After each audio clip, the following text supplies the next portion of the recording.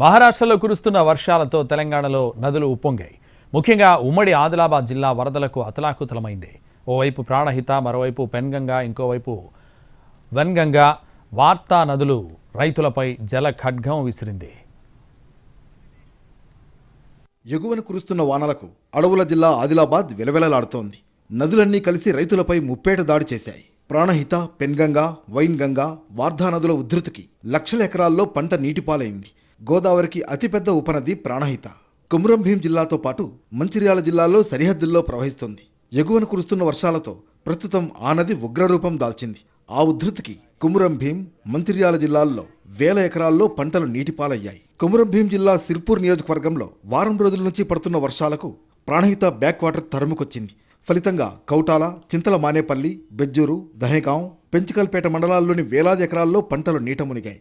చింతల మానేపల్లి మండలం దిందా, గూడెం గ్రామాల్లో ప్రాణహిత నీరు పొలాల్ని ముంచెత్తింది. మొక్కదశకు వచ్చిన పత్తి పంటలు మునగడంతో రైతులు తలలు పట్టుకున్నారు. బెజ్జూరు మండలం సోమిని, తలాయ్, భీమారం, తిక్కపల్లి గ్రామాల్లోని పంట పొలాలను నీరు చుట్టుముట్టింది. కుమ్రం భీం జిల్లాలోని చింతల మానేపల్లి మండలంలో దిందావాగు ఉప్పొంగి ప్రవహిస్తుండటంతో గ్రామం జలదిగ్బంధంలో చిక్కుకుంది. బెజ్జూరు మండలంలో 13 గ్రామాలు ఇంకా నీటిలోనే ఉన్నాయి. చాలా ఊళ్లకు రాకపోకలు నిలిచిపోయాయి. మరికొన్ని చోట్ల పడవలు ఉంటే గానీ బయటకు వెళ్లలేని పరిస్థితి.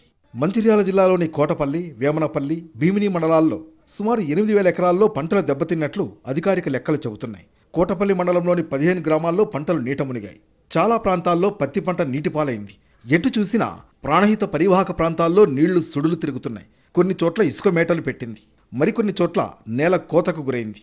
ఇంకొన్ని చోట్ల పత్తి పనికి రాకుండా పోయింది. మరికొన్ని చోట్ల పంట పొలాలు చెరువులుగా మారిపోయాయి. కుమ్రం భీం, మంచిర్యాల జిల్లాల సరిహద్దుల్లోని దయనీయ పరిస్థితిని ఎన్టీవీ టీం అతి కష్టం మీద వెలుగులోకి తెచ్చింది.